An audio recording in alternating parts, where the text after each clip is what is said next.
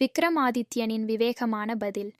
ஒரு சமயம் தனது ஞானத்திற்கும் நீதிக்கும் பெயர் பெற்ற மன்னன் விக்ரமாதித்யன் காட்டில் நடந்து சென்று கொண்டிருந்த போது மரத்தடியில் ஒரு முதியவர் அமர்ந்திருப்பதைக் கண்டார். அந்த முதியவர் வருத்தமாக இருப்பதை உணர்ந்தார். விக்ரமாதித்யன் உடனே, ஐயா, ஏன் இவ்வளவு சோகமாக இருக்கிறீர்கள் என்று கேட்டார். அதற்கு அந்த முதியவர், எனக்கு 3 மகன்கள் இருக்கின்றனர். நான் அவர்களுக்கு ₹1 கொடுத்து ஒரு அறை முழுவதும் நிரப்பக்கூடிய ஒன்றை வாங்கச் சொன்னேன்.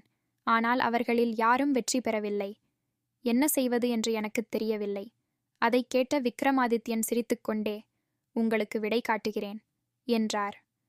உடனே விக்ரமாதித்தன் தனது பையிலிருந்து ஒரு சிறிய மெழுகுவர்த்தியை எடுத்து அதை ஏற்றி அறையின் நடுவில் வைத்தார். மெழுகுவர்த்தியின் வெளிச்சம் அறை முழுவதையும் நிரப்பியது. தனது புத்திசாலித்தனத்தை பயன்படுத்தி சிறிய விஷயங்கள் கூட பெரிய இடத்தை நிரப்பும் என்பதை விக்ரமாதித்தன் காட்டினார். அதைக் கண்டு முதியவர் ஆச்சரியப்பட்டார். கதையின் கருத்து: சில நேரங்களில் எளிமையான தீர்வுகள் மிகப்பெரிய பிரச்சனைகளை தீர்க்கும். விக்ரமாதித்தன் கதை 2. ஒருமுறை அரசன் விக்ரமாதித்யன் தன் ராஜ்யத்தில் மாறுவேடத்தில் நகர்வலம் சென்றார். அவர் தனது மக்கள் எப்படி வாழ்கிறார்கள் என்பதை அறிய விரும்பினார். ஒரு கிராமத்தின் வழியாக நடந்து செல்லும்போது ஒரு ஏழை பிச்சைக்காரர் ஒரு மரத்தடியில் அமர்ந்து மகிழ்ச்சியுடன் சிரித்துக் கொண்டிருப்பதைக் கண்டார். ஆர்வத்துடன் விக்ரமாதித்தன் கேட்டார், உங்களிடம் பணம் இல்லை, வீடு இல்லை, இருந்தாலும் நீங்கள் மிகவும் மகிழ்ச்சியாக இருக்கிறீர்களா என்று கேட்டார்.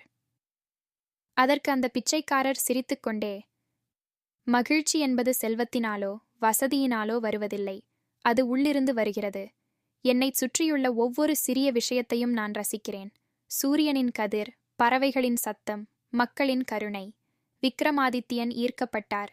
ஆம், உண்மையான மகிழ்ச்சி என்பது செல்வத்திலோ அதிகாரத்திலோ அல்ல, வாழ்க்கையை உணர்ந்து வாழ்வதில் உள்ளது என்பதை சொல்லிவிட்டு நகர்ந்தார். உண்மையான மகிழ்ச்சியானது வாழ்க்கையை போற்றுவதில் இருந்து வருகிறது, பொருள் விஷயங்களிலிருந்து அல்ல என்பதை இந்த கதை கற்பிக்கிறது.